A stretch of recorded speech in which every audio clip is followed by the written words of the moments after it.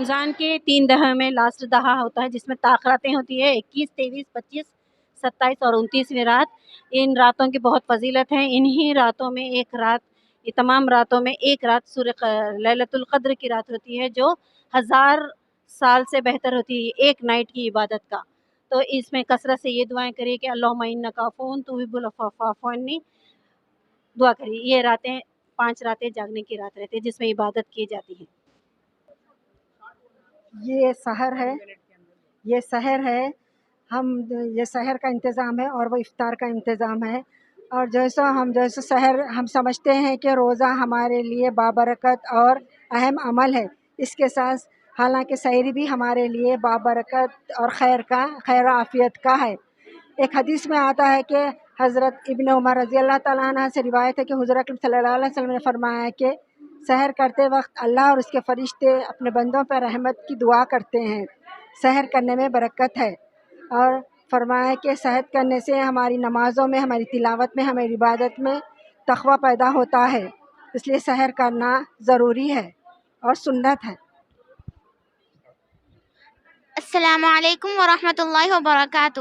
آج ہم آپ لوگوں کے سامنے تقویٰ اور روزے کے تعلق سے بتائیں گے. تقویٰ کیا ہے؟ تقویٰ کے اصل معنی رکنا اور بچنا. تقویٰ ہمارے اندر کی ایک ایسی صفت ہے، بلکہ ہم وہ چیزیں نہیں کریں گے جو ہمارے رب کو ناپسند ہو، اور وہ چیزیں کریں گے جو ہمارے رب کو پسند ہے.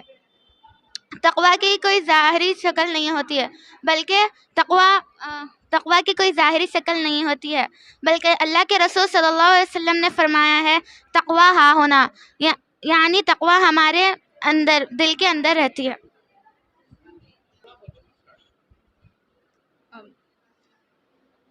اگر ہم یہ باتوں کو غور ذہن میں رکھیں تو ہمیں یہ بات سمجھ میں آتی ہے کہ ہمارے اندر روزے رکھنے تقویٰ کسی وقت دل میں پیدا کرنے کے لیے روزہ بہت فائدہ مند چیز ہے.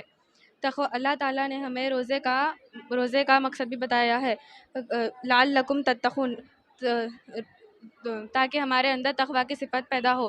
اللہ تعالیٰ نے ہمیں نہ ہی روزہ کے بلکہ زبان کا بھی روزہ رکھا ہے. ہمیں غیبت چغلی نہیں کرنی چاہیے. کانوں کا بھی روزہ ہوتا ہے، اللہ کی نافرمانی کی کوئی چیز گانے نہیں سننا چاہیے، غیبت نہیں سننا چاہیے کسی کی.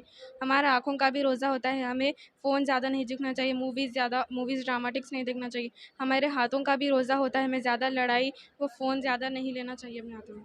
تقویٰ کے راستے پر کس طرح چلا جائے یہ ہمیں عمر رضی اللہ عنہ اور کعب رضی اللہ عنہ کی گفتگو سے معلوم ہو سکتا ہے، اچھی طرح سمجھنے بھی آ سکتا ہے. جو اللہ کے نبی صلی اللہ علیہ وسلم کے صحابہ تھے، ایک مرتبہ عمر بن خطاب رضی اللہ عنہ نے کعب رضی اللہ عنہ سے پوچھا کہ تقویٰ کا اصل مطلب کیا ہے. تو کعب رضی اللہ عنہ نے بولے کہ اگر آپ کو کانٹے دار راستوں سے گزرنا ہو تو آپ کیا کریں گے؟ تو عمر بن خطاب رضی اللہ عنہ بولے کہ میں اپنے کپڑوں کو پنڈلیوں تک اٹھاؤں گا اور کانٹوں کو دیکھتے ہوئے، قدموں کو دیکھ کے آہستہ چلوں گا تاکہ مجھے کچھ بھی نہ چھوئے. تو کعب رضی اللہ عنہ نے فرمایا کہ یہی تقویٰ ہے. اسی طرح ہمیں بھی دنیا میں دیکھ کر چلنا چاہیے کہ ہمیں کوئی بھی گناہوں کے کانٹوں کو نہ چھوئے، جیسے کہ سود کھانا، ظلم کرنا، قطع رحمی کرنا، قتل کرنا، بے پردگی، ریاکاری اور شرک کرنا، والدین کی نافرمانی، بے حیائی اور جھوٹ، چوری، یہ سب گناہوں سے ہمیں بچنا چاہیے. ہاں، یہ دعا کے متعلق ہے. دعا کا مفہوم یوں ہے کہ ایک سرگوشی ہے انسان اور اللہ کے بیچ. ویسے تو اللہ تعالیٰ سورہ بقرہ میں یوں فرمایا کہ ادعونی استجب لکم، تم مجھے پکارو. ادعونی استجب لکم سورہ مومن کی آیت ہے، تم مجھے پکارو میں تمہاری دعا قبول کروں گا. یوں تو ہمیشہ اللہ تعالیٰ دعا قبول فرماتے ہیں، لیکن چند اوقات ہیں جن کی فضیلت ہے. وہ یہ ہے کہ بارش کے وقت کی دعا، فرض نماز کے بعد کی دعا، اذان اور اقامت کے درمیان دعا، تہجد یا سحری کے وقت کی دعا ہے، اور یہ افطار کے وقت کی دعا، سفر کی حالت میں، جنگ کے میدان میں، اور مزید آب زمزم پینے کے بعد کی دعا. ایسا اور مزید دعائیں ہیں جن کی قبولیت کا اللہ تعالیٰ نے وعدہ فرمایا ہے. السلام علیکم ورحمۃ اللہ وبرکاتہ. یہ میری جو ٹاپک ہے جہنم کا عذاب. اور پلسرات کا راستہ ہے. پلسرات کے راستے پہ وہی آدمی کامیاب ہوگا جس کے اعمال نیک ہوں گے، جو نیک بخت ہوگا انہیں ہی بآسانی سے اس پلسرات کے راستے پہ گزرے گا.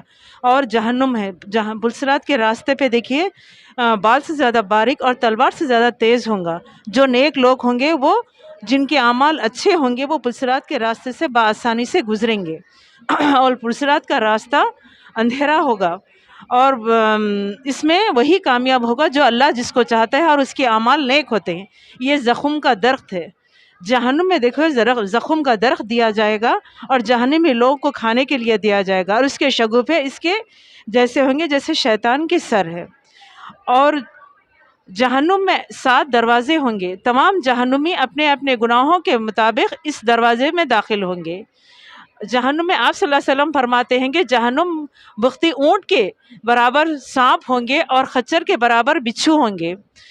اور صحیح بخاری کی روایت ہے، آپ صلی اللہ علیہ وسلم فرماتے ہیں کہ جہنم کی آگ کی تپیش دنیا کے مقابلے میں 70 گنا زیادہ ہوگی. نیک بخت ہوں گے، ان کو فرشتے کہیں گے اے اللہ ان کو بآسانی سے گزر. ہم سب ان کو جنت میں جانے کے لیے پلسرات کو اس سے گزرنا پڑے گا. پلسرات پر راستے پر سب سے پہلے نبی کریم صلی اللہ علیہ وسلم چلیں گے، اس کے بعد انبیاء علیہ السلام، پھر اس کے بعد آپ صلی اللہ علیہ وسلم کی امت چلے گی. سانپ دیکھیے جو ڈسنے سے سانپ کے کیا ہے 70 سال تک اس کی جلن محسوس کریں گے جہنمی لوگ. اور جہنمی لوگ کا اوڑھنا بچھونا اور ان لوگوں کا لباس وغیرہ سب آگ کا ہوگا، اور ان کے سروں پر کھولتا ہوا پانی ڈالا جائے گا. اللہ تعالیٰ سے دعا ہے کہ ہم سب کو اس سے عذاب سے بچائے. آمین. السلام علیکم. میرا نام سمینہ بیگم ہے. میرا ٹاپک ہے رمضان، نیکیوں کا موسم بہار، نیکیوں کا اجر کتنا. ماہ رمضان میں اللہ تعالیٰ سب سے پہلے جن اور شیاطین کو قید کرتے ہیں تاکہ اپنے بندوں کو نیکیاں حاصل کرنے میں آسانی ہو. ماہ رمضان میں 1 روپیہ خرچ کریں گے، اللہ تعالیٰ 70 روپیوں کا اجر اور ثواب دیں گے. ایک نفل کا فرض کے برابر، ایک فرض نماز کا 70 فرض نمازوں کے برابر اجر دیں گے اللہ تعالیٰ.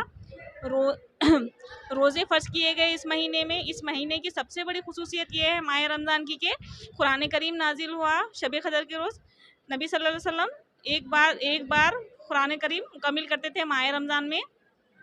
اللہ تعالیٰ اس ماہ رمضان میں اپنے بندوں پر رحمتوں کی بارش فرماتے تھے. ماہ رمضان میں 1 عمرہ کریں گے تو اللہ تعالیٰ اپنے بندوں کو حج کا ثواب دیں گے. اس مہینے میں 1 نیکی کے بدلے اللہ تعالیٰ 70 نیکیوں کا اجر و ثواب دیں گے اپنے بندوں کو. اس ماہ رمضان کے 3 عشرے ہوتے ہیں. پہلا عشرہ رحمتوں کا ہوتا ہے. اللہ تعالیٰ اس میں رحمتوں کی بارش فرماتے ہیں اپنے بندوں پر. اس عشرے کی دعا یہ ہے کثرت سے پڑھنی چاہیے. دوسرا عشرہ مغفرت کا ہے، یہ دعا کثرت سے پڑھنی چاہیے. اور تیسرا جہنم سے نجات کا ہے، جہنم سے نجات کا عشرہ ہے. اس عشرے میں یہ دعا کثرت سے پڑھنی چاہیے درود اور استغفار کے ساتھ. جزاک اللہ. اعوذ باللہ من الشیطان الرجیم. یہ رمضان میں کیا کریں اور کیا نہ کریں یہ کام ہے. تو سب سے پہلے یہ دیکھو کہ رمضان میں نہیں کرنے والے کام یہ ہیں کہ no fighting, no phone, lower your gaze یعنی آنکھیں نیچے رکھو، no smoking, no eating, no backbiting, no music and no video games. یہ رمضان میں نہیں کرنے والے کام ہیں. اور کرنے والے کام یہ ہیں کہ غریبوں کو پیسہ دو، قرآن زیادہ تلاوت کرو، تسبیح پڑھو، ذکر کرو، اور اللہ تعالیٰ سے دعائیں مانگو، اور کثرت نوافل نماز پڑھو. تو یہ کرنے اور نہیں کرنے والے کام ہیں رمضان میں. یہ رمضان کی روشنی اور ہدایت یعنی یہ پروجیکٹ کا نام ہے. اور یہ ہے کہ قرآن سے پہلے کے کیا حالات تھے، قرآن کے نزول کے بعد کیا حالات ہیں. یعنی قرآن سے پہلے علم نہیں تھا اور لوگوں کے پاس جہالت تھی اور تاریکی تھی. یہ تاریکی ہے. اور جہالت کے رسوم تھے. فَإِذَا الْمَوْءُودَةُ سُئِلَتْ بِأَيِّ ذَنبٍ قُتِلَتْ یعنی زندہ گاڑی ہوئی لڑکی سے پوچھا جائے گا قیامت کے دن کہ تو کس جرم میں گاڑی گئی. اور دوسرے لڑائی جھگڑا عام تھا، قتل غارت گیری عام تھی. جب قرآن آیا تو ہدایت کی روشنی آئی، اور ہدایت کی جب روشنی آئی تو لوگ بھائی بھائی بن گئے. ہندو، مسلم، سکھ، عیسائی سب بھائی بھائی بن گئے. تو یہ جنت میں جانے والی چیز ہے یہ قرآن.